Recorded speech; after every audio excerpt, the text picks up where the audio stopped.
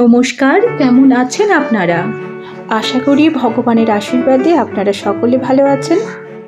আমার কাছের ও দূরের সকল বন্ধুদের আমন্ত্রণ জানাই আরেকটি নতুন ব্লগে।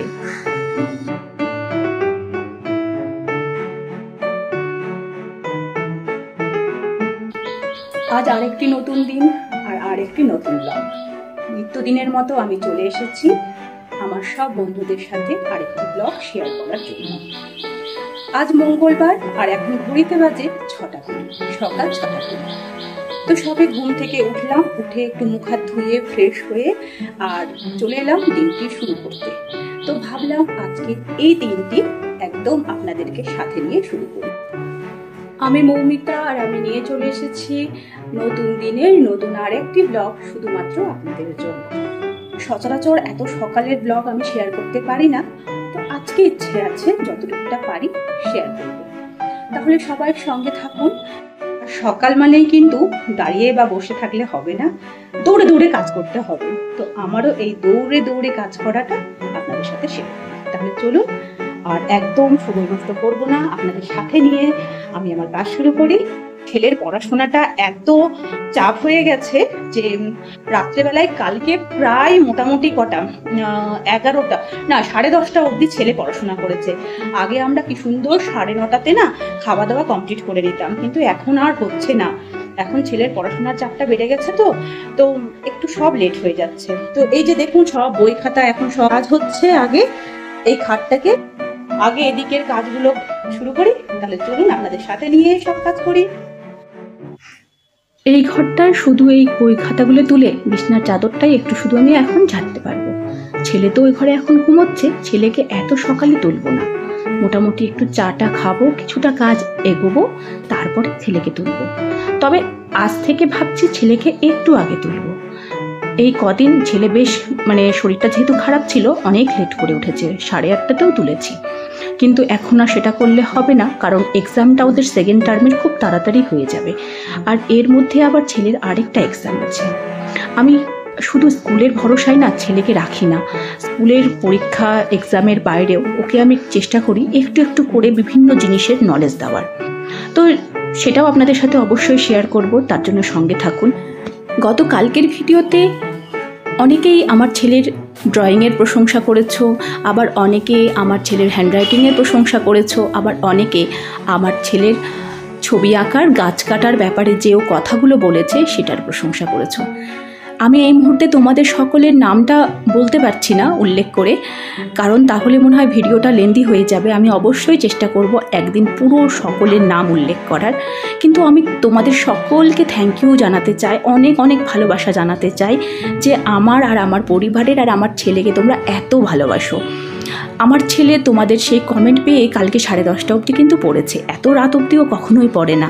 ওকে যখন তোমাদের কমেন্টগুলো পড়ে পড়ে শুনিয়েছি, ও এত আনন্দ পেয়েছে, আমাকে বলে মাম্মাম আমি আরও ভালো করে পড়াশোনা করব, আমি আরও ভালো হব, তাহলে আন্টিরা আমার আরও সুনাম করবে। তো তোমাদের সকলকে অনেক ভালোবাসা। বাসিটা তো কাটিয়ে দিলাম, কিন্তু এখন টেনশনটা হচ্ছে রান্নার। কারণ রান্নার টেনশন না, আমি তো আগের দিন ধরুন সবকিছু জোগাড় করেই রাখি, কিন্তু আজ মঙ্গলবার। আমার সবচেয়ে মুশকিলটা হয়ে যায় ছেলের টিফিন। কারণ এই সপ্তাহে যেহেতু সোমবারটা শ্রাবণের সোমবার বলে সেই দিন নিরামিষ খেয়েছি, আর ছেলের তো বললাম নিরামিষটা খুব একটা পছন্দ না। তো আমি কাজ করছি আর শুধু না মাথার মধ্যে ওটাই আসছে যে আজকে ছেলেকে আমি কি টিফিন দেবো। এদিকে ছেলের বাবা বলছে সুজি খাবো, আর ছেলে আমার আবার সুজি একদম পছন্দ করে না, একদমই পছন্দ করে না, একটা চামচ খায় না। তো দেখে কি করা যায়। তবে রান্নাটা তো শুরু করতেই হবে, কারণ এখন মোটামুটি 6:45 বেজে গেছে। আর এখন আমি যদি রান্না শুরু না করি তাহলে আমি 8:30টায় খাবার দেবো কি করে? কোন টিফিন বানাবো যেটা আমার ছেলে খাবে আর নিরামিষও খাবে? কারণ আর আমি একটু চেষ্টা করি 7 দিন 7 রকম ভাবে টিফিন দেওয়ার। তো দেখি, তার আগে অবশ্যই চা খাবো, চা খেয়ে এবার আমি কাজ শুরু করবো।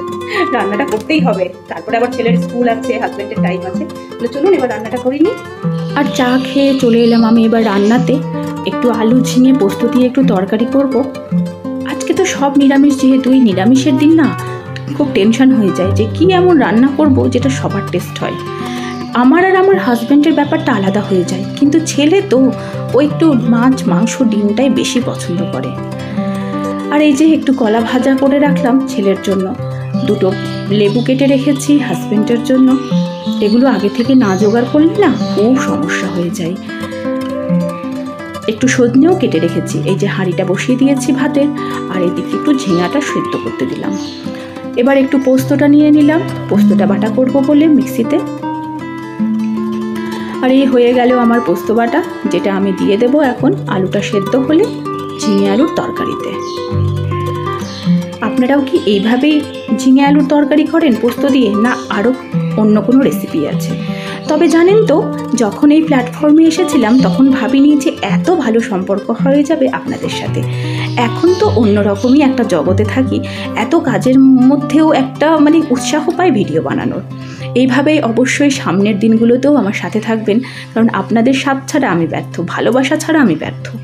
আর এই রান্না করতে করতে মাথায় একটা আইডিয়া এলো, তবে সেটা বানানোর আগে ইউটিউবের কোনো ভিডিও সার্চ করিনি, কিছুই না, কারণ এখন হাতে একদম সময় নেই। আর তাই জন্য আজকে নিজের মনের মতো করে নেব যেটা মাথায় এসেছে। আর কি মাথায় এসেছে, কি রান্না করব, খুব চটপট কিন্তু সেটা হয়ে যাবে। তাহলে চলুন সঙ্গে থাকুন, দেখা যাক কী হয়। আর তার জন্য প্রথমে আমি কেটে নিলাম একটু আলু কুচি করে কেটে নিলাম।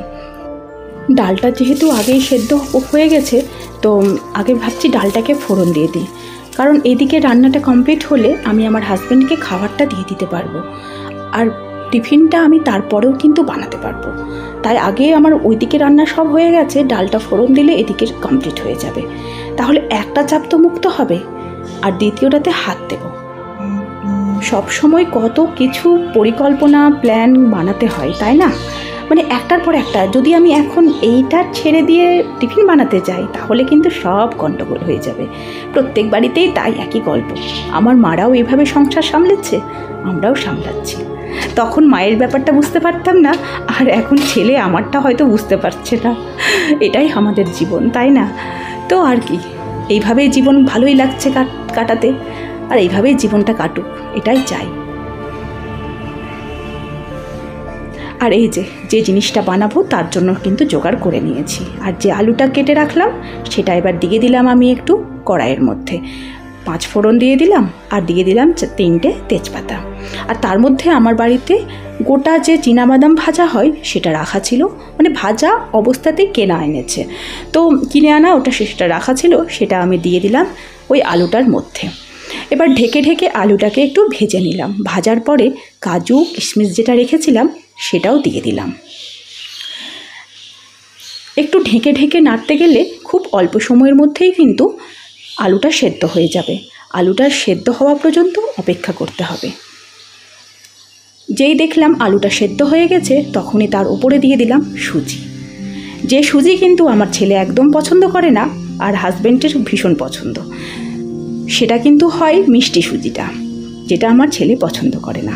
তাই এই বুদ্ধিটা দেখি ছেলের কাছে কেমন লাগে। অবশ্যই টিফিন দেওয়ার আগে তাকে টেস্ট করাবো, যদি বলে ভালো তবেই দেবো।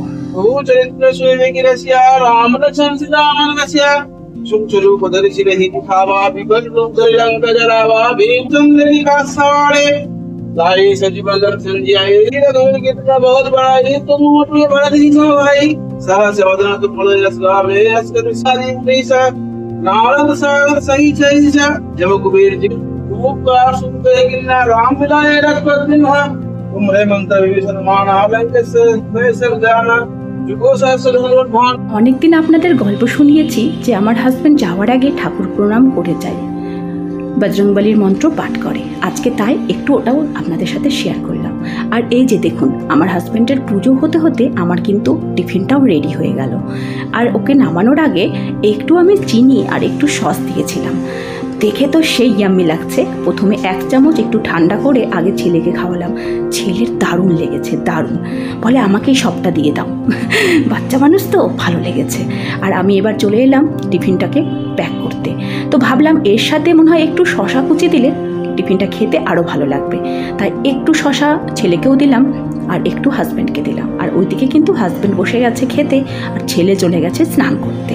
আমার সঙ্গে যারা প্রথম থেকে জড়িত আছেন তারা সকলে হয়তো জানেন যে আমি কিন্তু আগে প্রত্যেকদিন ভিডিও পোস্ট করতাম। কিন্তু মাঝে একটু ব্যস্ততার কারণে সেটা একদিন বাদে বাদে করেছিলাম। কিন্তু আজ থেকে ঠিক করছি না, আমি আবার রোজ ভিডিও পোস্ট করব বিকেল 5টাতে। প্লিজ আমার সব বন্ধুদেরকে অনেক অনেক রিকোয়েস্ট যে আমার সাথে থাকুন, আর একদম বিকেল 5টায় এদিক ওদিক কোনো দিকে যাবেন না, একদম আমার চ্যানেলে থাকবেন, ঠিক আছে? তাহলে আজকের ভিডিও এই পর্যন্তই থাক। ভালো লাগলে অবশ্যই লাইক কমেন্ট শেয়ার করবেন, আর আপনাদের মূল্যবান মন্তব্য অবশ্যই আমার কমেন্ট বক্সে দিয়ে যাবেন। সকলে সুস্থ থাকুন, ভালো থাকুন, আর রেসিপিটি কেমন লাগলো অবশ্যই জানান। হেলদি কিন্তু রেসিপিটা, তাই না? তো যাক, আজকের মতো তো টিফিন রেডি, খাবার রেডি। আজকের ব্লগ এখান পর্যন্তই থাক। আজকের ব্লগ আমি এখানেই শেষ করলাম। তাহলে পরের দিন মানে আগামীকাল, আর কিন্তু একদিন বাদে বলবো না, আগামীকাল সন্ধ্যে 5টায়, সন্ধ্যে নয় বিকেল 5টায় আমি আবার চলে আসবো আমার বন্ধুদের সামনে। আজকের মতো টাটা, বাই বাই। সবাই সুস্থ থাকুন, ভালো থাকুন।